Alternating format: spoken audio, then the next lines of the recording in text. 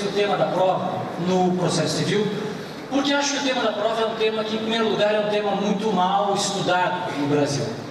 Eu acho que é raro a gente observar um estudo aprofundado de direito processual civil que se detenha na análise da prova. E, no entanto, a prova é um dos grandes problemas do processo. Na realidade, talvez seja o principal dos problemas do processo civil contemporâneo. Quem de vocês já não viu uma demanda judicial que é praticamente impossível de ser ajuizada exatamente em razão de um problema de prova? Quem de vocês não tem, talvez, vários exemplos de demandas em que a grande discussão do processo, o grande tempo do processo, se detém na análise da prova, na discussão sobre as provas que são viáveis, que não são viáveis serem empregadas, etc. e tal? Quem de vocês já não conheceu alguma causa em que o grande motivo de improcedência da demanda foi um defeito de prova, foi uma dificuldade na análise de prova? Tenho certeza que a grande maioria de vocês conhece esse tipo de problema e sabe que muitas vezes a questão do direito é uma questão simples de ser resolvida, mas a discussão sobre a prova é uma grande complexidade para ser resolvida. Cada vez mais isso se apresenta para nós, à medida que nós evoluímos, por exemplo, em campos tecnológicos, a atuação jurisdicional acaba se diminuindo, acaba sendo diminuída na sua atividade em prol do trabalho de um outro profissional.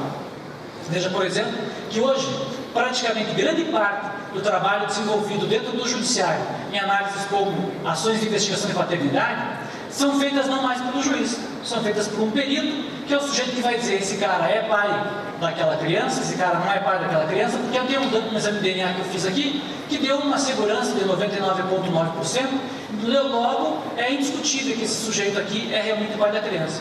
E o juiz, praticamente, fica com uma função quase que lateral nesse tipo de análise, de modo que a prova acaba tendo um papel essencial no processo brasileiro.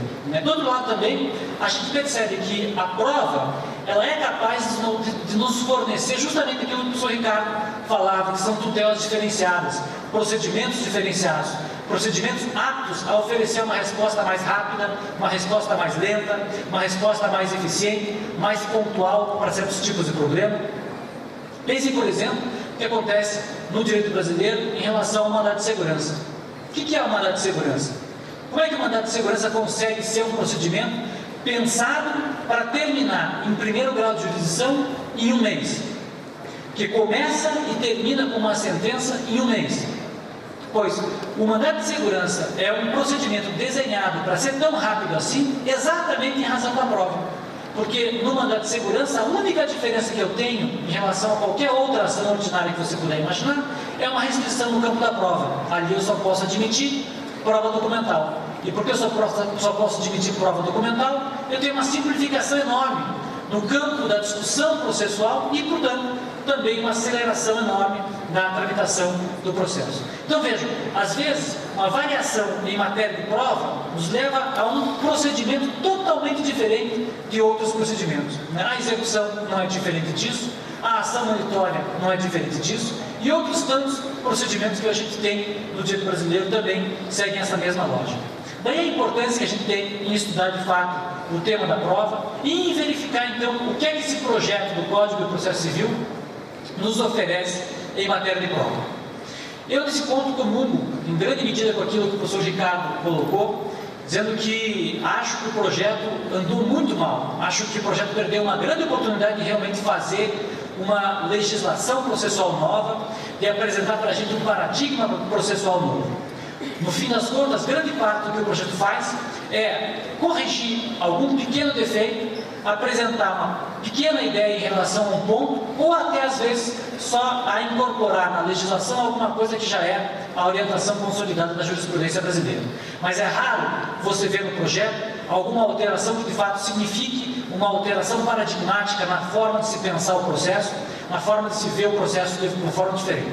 Por isso eu acho que o projeto andou foi muito tímido e andou muito mal. Acho que a gente podia, se é para fazer o que fez o projeto com isso aqui, não só em matéria de prova, mas em matéria de uma série de temas, era melhor a gente ficar com o Código Brasileiro atual, que não é um código ruim, é um código muito bom, é um código que em grande parte é seguido por outras legislações, na América Latina é referência para outros muitos países, e portanto é um código adequado. Nosso problema, na verdade, não é, nunca foi, não vai ser também, um problema de falta de legislação, de insuficiência de legislação. É um problema, na verdade, que circula outros aspectos né, da gestão processual, do preparo dos profissionais do direito, da forma como se encara a litigiosidade no Brasil, e isso não se resolve com uma alteração da legislação processual como a gente está imaginando, e portanto também não vai acontecer aquilo que o ministro Fux dizia quando apresentava o projeto do Código de Processo Civil na sua versão original, e que esse projeto vai resolver o problema da lentidão do judiciário brasileiro. Não vai fazer nada disso, não vai alterar grande coisa a nossa legislação. Mas, no campo da prova, pelo menos, há algumas alterações que são interessantes para o bem ou para o mal, né, mas que vão poder, pelo menos, repercutir de forma positiva ou negativa na nossa atividade judicial. Eu diria que a legislação processual brasileira atual, ela tem algumas deficiências em matéria de prova que são evidentes, né? Algumas deficiências que, de fato, colocam a legislação processual numa situação de cheque tão grande, em que a jurisprudência é levada a apresentar soluções fora do esquema legal para dar resposta adequada a certos tipos de problemas. E aí vocês têm alguns desses problemas que a nossa legislação enfrenta. A nossa legislação atual, por exemplo, na matéria da distribuição do ônus da prova, segue uma regra que é uma regra clássica de processo, uma regra do direito europeu, né, da chamada distribuição estática do ônus da prova. Vai dizer que o ônus da prova incumbe ao autor quanto ao fato constitutivo, ao réu quanto ao fato instintivo, notificativo e impeditivo, e para por aí. Essa distribuição prévia e estática do ônus da prova, ela serve para muitos tipos de litígio, porque na grande maioria dos litígios, essa distribuição nos responde de forma adequada ao problema do ônus da prova. Mas há uma série de situações novas, há uma série de questões pontuais às quais nós somos levados em razão de nuances da sociedade brasileira, para a qual esse tipo de regime de ônus de prova não serve, não funciona. E tanto não funciona que o próprio STJ foi levado a dizer que, em certas situações, o artigo 333 do Código de Processo Civil, que é o artigo que fala sobre o ônus de prova, não vai ser aplicado, e a gente vai inventar uma outra maneira de distribuir o ônus da prova em relação a certos tipos de tema. Então, o Judiciário hoje tem considerado que, em várias situações, em vários tipos de relação jurídica, a gente vai poder aplicar um outro regime de ônus de prova, né? Não só para hipóteses em que haja de fato lei prevendo essa alteração do regime de ônus de prova, como é o caso, por exemplo, da legislação do consumidor, que tem expressa previsão nesse sentido, né? Mas para outros tantos casos em que, embora não haja lei, o sistema atual, o sistema positivo brasileiro, na sua versão atual, não responde de forma adequada àquele tipo de problema e, portanto, não oferece condições de uma proteção adequada para certos tipos de interesse. Também nos falta, e esse é um problema gravíssimo do sistema processual civil brasileiro atual, nos falta uma disciplina em relação a meios de prova que são típicos da modernidade, né? Quem de vocês já não fez, ou já não conhece alguém que já fez uma compra pela internet? Quem de vocês já não consultou o saldo pela internet, de conta bancária? Quem de vocês já não entregou, talvez, essa semana, a declaração de imposto de renda pela internet? Pois vejam que nós não temos no Brasil uma linha para disciplinar como é que funciona a prova de dados que estão armazenados na internet. Ninguém sabe, não há no direito positivo brasileiro, não há nenhuma lei que diga a prova eletrônica vale isso, vale aquilo, se faz desse jeito, se faz daquele jeito, é tomado daquele jeito, tem tal tipo de valor, tem tal tipo de deficiência, precisa de tal tipo de certificação ou não precisa. Nós não temos uma disciplina sobre isso. E aí nós recorremos às coisas mais curiosas do mundo. Por exemplo, uma das coisas que acabou se notabilizando nesse campo aqui foi ressuscitar uma figura chamada de ata notarial, que é uma coisa antiga, prevista na Lei de Registros Públicos, e que tem sido hoje a grande solução para dar resposta para as provas eletrônicas. Então, nós temos uma deficiência ampla nesse campo e, no entanto, a prova eletrônica, o comércio eletrônico, as transações eletrônicas, as relações jurídicas feitas pela internet, são uma coisa hoje da nossa convivência habitual. Então, a legislação processual tem que dar uma resposta para esse tipo de problema, tem que nos dizer o que é que funciona, o que é que não funciona para eu provar algum ato praticado por meio eletrônico, como é que deve ser feita essa prova aqui, né? E nós temos alguns casos na legislação atual de tratamento pontual, em relação a esses temas, mas nos falta uma legislação geral que vai dizer o que é que vale um documento eletrônico, que força tem e como é que eu posso então comprovar os atos praticados por essa via aí. Também nos falta na legislação processual civil uma disciplina a respeito da chamada prova indiciária. Ou seja, a ideia do indício, a ideia da presunção judicial, a ideia de que, por meio da demonstração de um determinado fato, chamado de indício, o juiz possa concluir a existência de um outro fato, chamado fato probando, né? Existe no campo processual penal, há muito tempo também, e a legislação processual civil nunca se deteve em examinar esse tema e em disciplinar esse assunto. E, no entanto, hoje nós temos uma figura que cada vez se dissemina mais, que é a figura da tutela preventiva, da tutela inibitória, que depende praticamente exclusivamente da prova indiciária. Então acho que precisa, de fato, urgentemente, de uma disciplina desse meio de prova, precisa dizer para os operadores do direito como é que vai se comportar a prova indiciária, até que ponto ela pode fazer prova, o que ela não pode provar e como é que, enfim, ela deve ser disciplinada no direito brasileiro. E, no entanto, de novo, o Código Brasileiro atual não tem uma palavra, uma única palavra a respeito da prova indiciária para nos oferecer um caminho para que eu possa saber quando é que eu posso usar, quando é que eu não posso usar, o que eu posso fazer, o que eu não posso fazer em matéria de prova indiciária.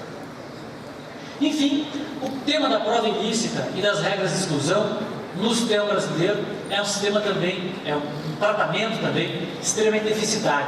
Quer dizer, nós não temos também no Código Brasileiro uma regra que diga para a gente o que é uma prova ilícita, qual é a consequência da utilização de uma prova ilícita no processo e o que deve acontecer então com o magistrado, com esse processo em que foi feita, em que foi produzida uma prova ilícita. Né? E, no entanto, esse é um tema, obviamente, da maior importância, né? Que toca o processo civil também com grande importância. Né? Vejam, por exemplo, que acontecem ações de improbidade administrativa, que volta e meia aparece, né, uma gravação clandestina, aparece uma prova tomada também de forma clandestina, né? E a gente não sabe exatamente como é que funciona e o que deve acontecer para aquele tipo de prova, para aquele tipo de processo. Né? As regras de exclusão são ligadas ao tema também dessa questão da prova ilícita, são as hipóteses em que as pessoas em geral não têm a obrigação de colaborar com o Poder Judiciário e que então estão isentas do dever de contribuição, do dever de cooperação com o Poder Judiciário na descoberta de prova. Nós temos uma disciplina grande sobre esse assunto, mas, no entanto, nós temos uma disciplina que foi substancialmente alterada pelo Código Civil. O Código Civil tem um capítulo em matéria de prova. E eu costumo brincar que esse capítulo foi a vingança do pessoal do direito civil contra nós do processo civil quando a gente meteu o bedelho em matéria de prescrição e decadência. Sabem que o Código do Processo Civil sofreu uma alteração para admitir que o juiz pudesse conhecer de ofício o tema da prescrição. E isso foi muito criticado pelos professores de direito civil, que acharam isso uma barbaridade, que a prescrição não podia o juiz conhecer de ofício, porque é da natureza da prescrição que o juiz não pudesse conhecer de ofício. O que eles fizeram para se vingar da gente? Fizeram um capítulo em matéria de prova que tem uma regra mais burra do que a outra, uma regra mais absurda do que a outra, uma regra mais inviável do que a outra em matéria de prova. E praticamente, se alguém um dia resolver aplicar esse capítulo no Código Civil em matéria de prova, ele destrói todo o processo brasileiro, que ninguém mais vai ajudar, ninguém mais vai ser obrigado a depor de coisa nenhuma, de fato nenhum, nunca na vida. E, no entanto, esse é um capítulo de uma lei imposta e de um sistema que, em princípio, deve ser aplicado, né, que só gera absurdos. Então, nós carecemos, de fato, de uma disciplina melhor também em matéria de prova ilícita e em matéria de regras exclusivas. E nesses temas, pelo menos, em alguns deles, o projeto, então, tenta dar uma abordagem talvez mais moderna para esse tipo de problema. A começar pelo tema da disciplina nova que o projeto introduz em relação ao ônus da prova. Nesse aspecto, basicamente, a grande novidade que o projeto prevê é a chamada dinamização do ônus da prova. A possibilidade que se dá ao juiz de modificar as regras legais sobre ônus de prova diante das circunstâncias do caso concreto. Então, o que acontece? No sistema brasileiro atual, a gente tem aquela primeira parte lá desse artigo projetado, né, artigo 380 projetado. Ou seja, o ônus da prova cabe ao autor em relação ao fato constitutivo, cabe ao réu em relação ao fato extintivo, modificativo e impeditivo. O que o projeto pretende oferecer para a gente é que, a parte dessa regra geral, seja viável que o juiz distribua de outra maneira esse regime de ônus de prova, em razão ou da dificuldade ou da facilidade e, portanto, das circunstâncias do caso concreto. Alguma coisa que é muito moderno, é muito habitual fora do Brasil, sobretudo no direito norte-americano, e que guarda muita relação com essa ideia da tutela de direitos novos, de direitos que têm situações peculiares em relação ao tema da prova. É óbvio que, se você tem mais facilidade de apresentar uma prova no processo, é você que deve ser incumbido do dever de trazer essa prova no processo. É claro que se a prova está comigo, ou se eu tenho a obrigação legal de possuir aquela prova sobre o tema X ou Y, então é óbvio que também a lei me impõe o dever de apresentar aquela prova em juízo. De forma que a distribuição estática do ônus da prova, o regime geral do ônus da prova, é um sistema que praticamente se descola dessa realidade e não observa essas peculiaridades concretas. Quando eu autorizo essa modificação judicial do ônus da prova, que o juiz muda os critérios do ônus de prova, eu então permito que o juiz também dê uma proteção muito mais adequada, muito mais próxima à realidade concreta, observando peculiaridades daquela situação pontual que ele está examinando. É claro que, por exemplo, ele não pode examinar um problema de prova em relação a duas grandes corporações, do mesmo jeito que ele examina um problema de prova envolvendo um aposentado e o INSS, envolvendo um sujeito trabalhador rural e o INSS. É claro que um trabalhador rural, boia fria, tem uma condição de prova muito menor do que uma autarquia federal, que inclusive tem o dever de apresentar e de guardar esse tipo de informação. É claro que, por outro lado, duas grandes corporações que têm enormes departamentos jurídicos ao seu dispor, têm uma outra condição de prova e, portanto, exige um outro tratamento em matéria de prova também. Então, essa permissão que se dá de que o juiz possa alterar o critério do ônus da prova e impor o ônus da prova àquele sujeito que teria maior facilidade de produzir a prova, ou desincumbir aquele sujeito que tem maior dificuldade de produzir a prova, é uma coisa, na minha opinião, bastante útil, bastante boa em termos de efetividade da prestação jurisdicional e em termos também de uma prestação judicial mais justa. De toda forma, apesar desse grande avanço que o projeto apresenta, eu acho que o projeto apresenta também um grande defeito, que é justamente a ideia de que essa distribuição deve ser feita de maneira antecipada pelo magistrado. A rigor não tem problema maior em relação a isso, de que o juiz avise para a parte que ele vai inverter o ônus da prova, que ele vai modificar o critério do ônus de prova. Isso não é um problema. O problema, na verdade, disso é um problema filosófico sobre a função da regra do ônus da prova. Essa ideia do projeto parte da premissa de que a regra do ônus da prova é uma regra que governa a conduta das partes, dizendo para as partes quem tem que provar o quê. E, no entanto, a função da regra do ônus da prova não é essa, nunca foi essa, não podia, não pode ser essa. Por quê? Pela simples razão de que a prova é interesse das partes. Ambas as partes têm interesse em produzir toda a prova que podem num processo. Portanto, o problema nunca se põe quando eu tenho prova para julgar uma causa qualquer. Se eu tenho prova para julgar, eu vou examinar a prova e vou julgar a causa. O problema só existe, o problema do ônus da prova só existe se falta prova sobre alguma afirmação. As partes fazem afirmações para o juiz, mas há uma afirmação que não foi comprovada. E agora? Bom, antigamente o juiz podia até dizer, como eu não estou seguro para julgar, porque me falta prova para julgar, eu não vou julgar. E, portanto, vocês vão para casa sem julgamento meu. Entretanto, desde quando o Estado se consolidou como Estado, isso não é mais possível. O Estado tem o dever de julgar, mesmo em situação de dúvida. E para julgar em situação de dúvida é que serve a regra do ônus da prova. Ou seja, se o juiz está em dúvida em relação a alguma afirmação de fato, ele deve julgar aplicando esse critério aqui. Se a dúvida dele é quanto a um fato constitutivo, ele deve prejudicar o autor. Se a dúvida dele é quanto a um fato extintivo, modificativo e peritivo, ele deve prejudicar o réu. Essa é a função da regra do ônus da prova. Ela serve para o julgamento do juiz e não para o procedimento da parte. Ora, se ela serve para o julgamento do juiz, é óbvio que o juiz não tem como antecipar esse julgamento, ele não tem nem como saber de antemão se ele vai precisar de provas, se não vai precisar de provas, se vai produzir provas, se não vai produzir provas, se vai ter provas sobre o fato, se não vai ter provas sobre o fato.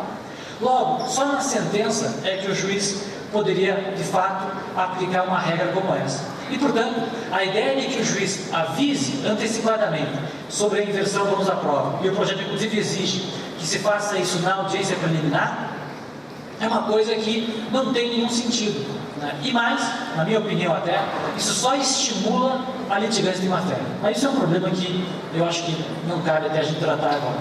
Enfim, esse é um regime que sofreu uma alteração importante e que acho que nos vai colocar numa outra dinâmica em termos de prova no processo civil. Ainda, há uma alteração que se supõe seja uma alteração bastante boa no campo do projeto, que diz respeito a um capítulo, a uma seção, na verdade, específica para o tratamento da prova eletrônica. Então, o projeto traz uma disciplina que permite, então, a gente examinar a prova eletrônica, como é que ela deve se funcionar e que forma que ela deve ter e como é que ela deve ser pensada em termos judiciais. O problema, na realidade, é que a disciplina que o projeto apresentou em relação a isso é uma disciplina tão infantil, tão simples, tão simplificada, tão simplória, que é praticamente inútil. Porque, a rigor, a disciplina que o projeto apresenta para a gente é nada, não significa coisa nenhuma. O juiz, além de dizer que o juiz, que você deve observar a conversão na forma impressa, para poder valorar a prova, e que se não for possível a conversão, isso daí então vai depender do critério do juiz para avaliação da prova, é nada, porque é o que a gente já tem hoje. É o que se faz hoje já na prática, mas o que se faz hoje na prática não responde às grandes perguntas em relação à prova eletrônica. A começar para saber o que é um documento eletrônico e que valor que deve ter essa prova documental eletrônica. Ela deve ser considerada como um documento ou não? Esse é o grande problema da prova documental eletrônica. E é um problema que para alguns, esse problema pode não parecer tão importante, mas ele é um problema pelo seguinte: vejam que no Brasil nós temos, como falei para vocês no começo, vários procedimentos que são estruturados em função da prova e, sobretudo, em função da prova documental. Então, a ação monitória, mandado de segurança, início de prova material, em alguns tipos de procedimentos isso é até obrigatório, tratam exatamente do tema da prova documental, da prova material. E por que se dá tanta importância para a prova documental assim? Óbvio, porque a prova documental é aquela que nos dá maior segurança em termos de preservação da informação. Se eu registro uma informação no papel, o papel, que é um meio estável, é capaz de guardar aquela informação por muito tempo. E, portanto, é alguma coisa que nos dá uma utilidade maior, uma segurança maior em termos de prova. É diferente você pensar numa testemunha, por exemplo, que daqui a 10 anos, 15 anos, 20 anos, 30 anos, sei lá o quê, ele morre. Ou ele esquece, ou ele não lembra direito, ou ele tem uma falsa impressão do que aconteceu. Então é óbvio que a prova documental acaba tendo um valor maior do que outros tipos de prova, por conta dessa facilidade, dessa estabilidade que ela tem e dessa possibilidade que ela tem de armazenar a informação de forma estável por mais tempo. E isso se dá justamente em razão desse elemento no qual a informação é registrada, que é chamado suporte do documento. Papel, por exemplo, um CD, por exemplo. Então é a estabilidade do suporte que dá força para a prova documental. Por isso que, por exemplo, a gente durante muito tempo não sabia o que fazer com fax. Porque o fax tem um papel que apaga fácil a informação. E como apaga fácil a informação, muita gente achava que então não devia valer o mesmo valor que a prova documental vale. Enfim, é, portanto, o suporte do documento que dá essa força para a prova documental. Agora, qual é o suporte da prova eletrônica? O suporte da prova eletrônica é um meio informatizado, é a internet, é um nada. Não está no meu computador. Está em algum lugar do universo que eu não sei onde que é. Esse suporte é estável? É nada estável. Qualquer pessoa pode entrar num sistema de computador que tem um mínimo de conhecimento desse assunto, fazer uma mudança e produzir um outro documento igualzinho ao original e apresentar aquilo como se fosse original. Né? Sem dúvida vocês já viram falar de página falsa de banco, de página falsa da Receita Federal, etc. E tal. O que acontece? O cara tem conhecimento, faz uma página parecida e engana um monte de gente. Isso tem exatamente a ver com essa ideia da estabilidade, da instabilidade da informação. Eu posso alterar facilmente a informação, e porque posso alterar facilmente essa informação, é que esse meio documental, esse meio de prova aqui, é um meio que exigiria de nós um outro tipo de pensamento. No entanto, o projeto, ao invés de dar um outro tratamento para esse assunto, se limita justamente a equiparar isso aqui a um outro tipo qualquer de prova documental, e, portanto, dar um tratamento aí como se isso aqui fosse uma solução fácil e simples, um problema fácil e simples de ser resolvido. É bem diferente e a questão mereceria da gente uma outra preocupação. Da mesma forma, o problema da autenticação desses documentos é um problema seríssimo. Nós temos 3 projetos de lei no Congresso discutindo como é que vai ser feita a autenticação de documentos eletrônicos. O projeto sequer fala desse tipo de problema e sequer aponta uma solução também para esse tipo de questão. Como é que eu vou certificar a autoria de um documento eletrônico?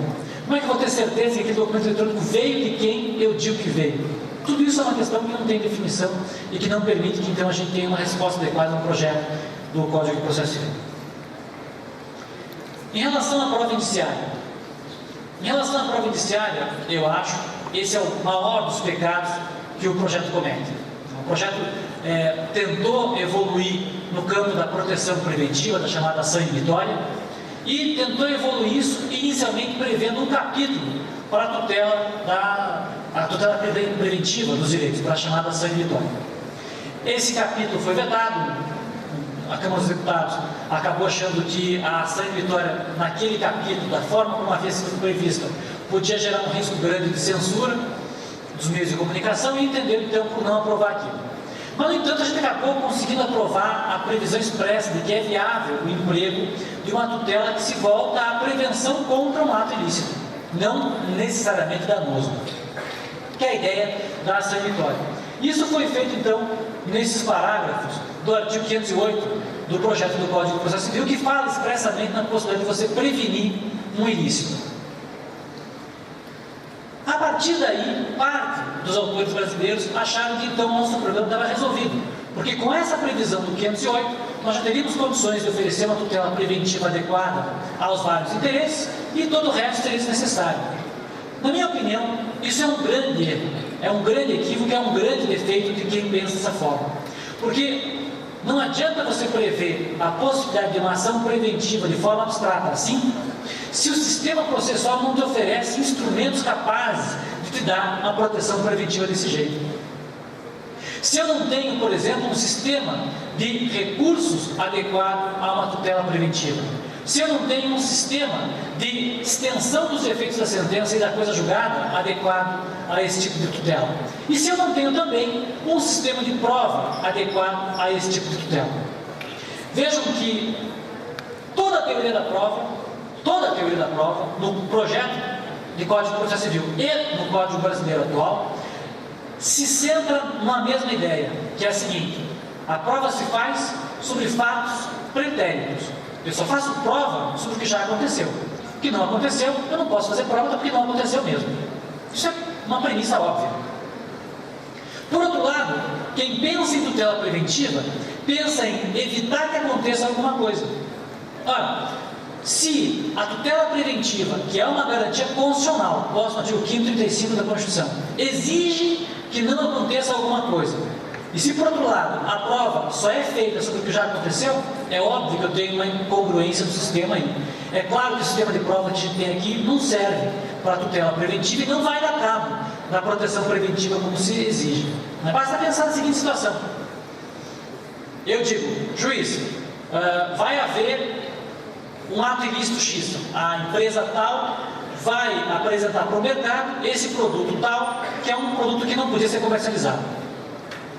O juiz dá uma liminar, proíbe a comercialização daquele produto.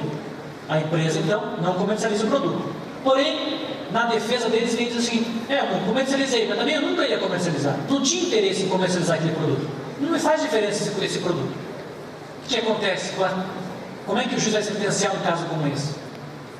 Vai dizer, bom, se você disse que não ia comercializar e de fato não comercializou, então a ação vai ser julgada improcedente.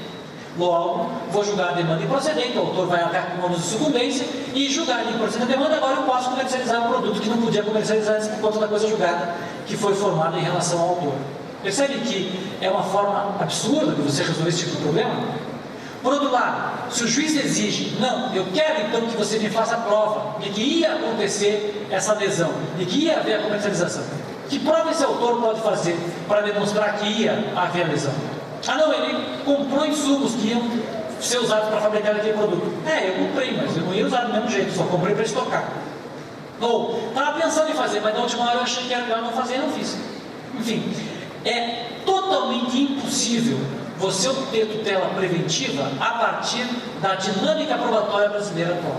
Para que a gente possa, de fato, pensar em tutela preventiva, é fundamental que a gente tenha um pensamento adequado em relação à prova indiciária. Porque a prova indiciária é a única adequada à proteção preventiva, que é aquela que tem a ver com a ideia de que, embora eu não tenha fato para ser provado, o fato que eu preciso não tem como ser provado, há indicativos de que ele ia acontecer. E esses indicativos são suficientes para que, então, me permitam uma sentença de procedência, uma decisão favorável à minha pretensão. Então, toda prova, toda demanda preventiva gira em torno da ideia de prova indiciária. E, no entanto, o projeto, de novo, acabou não se referindo a esse tema. Pior, coloquei aqui no texto para vocês, uma regra, que é uma regra do Código Civil, de novo, dessa barbaridade que o Código Civil fez com a gente, que diz o seguinte, que as presunções, que não as legais, que são as presunções judiciais, as chamadas provas indiciárias, não podem ser empregadas nos casos em que a lei proíbe a produção de prova só testemunhal. Sabem que o Código de Processo Civil atual tem uma regra que vai dizer que você não pode fazer prova só testemunhal em contratos superiores a 10 salários mínimos. Ora, uma demanda inibitória, se vocês pensarem, por exemplo, do ponto de vista coletivo, uma ação de proteção ambiental, uma ação de proteção contra o patrimônio, contra uma lesão ao patrimônio cultural, patrimônio histórico, sempre vai ter um valor alto. E, portanto, dentro da dinâmica processual brasileira atual, você nunca poderia fazer prova só indiciária para demonstrar um fato e, portanto, nunca poderia ter proteção preventiva em relação a esse tipo de situação.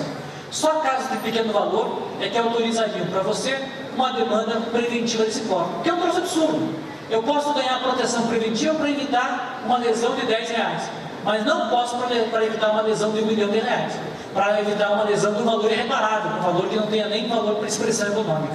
Né? Então veja que o nosso sistema brasileiro atual precisa de fato de uma alteração.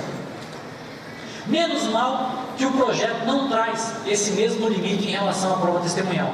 De maneira que, em princípio, é possível que a gente entenda que essa regra do Código Civil vai passar a não ter utilidade nenhuma, porque não tem mais referencial no Código de Processo Civil, se o projeto for aprovado do jeito que está. Porém, como isso daí é uma interpretação possível, seria muito melhor que nós tivéssemos aqui uma disciplina eficiente do tema da prova inicial. No campo da prova ilícita, também, nosso projeto acabou não tratando do assunto. Fez isso também por uma opção, porque é um tema polêmico e envolve discussão sobre uma série de aspectos. Desde o conceito que seja prova ilícita, até os efeitos da prova ilícita, né? Acabou que foi um tema que não foi tratado no projeto do Código de Processo Civil. E, no entanto, como falei antes, é um dos temas dos mais fundamentais. Né? Percebo, inclusive, que o tema da prova ilícita coloca vários autores de doutrina estrangeira como seria talvez um pensamento nuclear no tema da prova.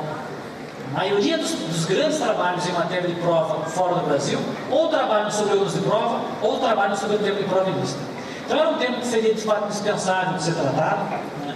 É um tema que nos coloca muita discussão ainda hoje, a começar pelo próprio conceito que seja prova ilícita, e também pelo fato de que, como nós não temos uma teoria própria de processo civil para a prova ilícita, a gente acaba aplicando muito costumeiramente, muito comumente, a teoria do processo penal em matéria de prova ilícita.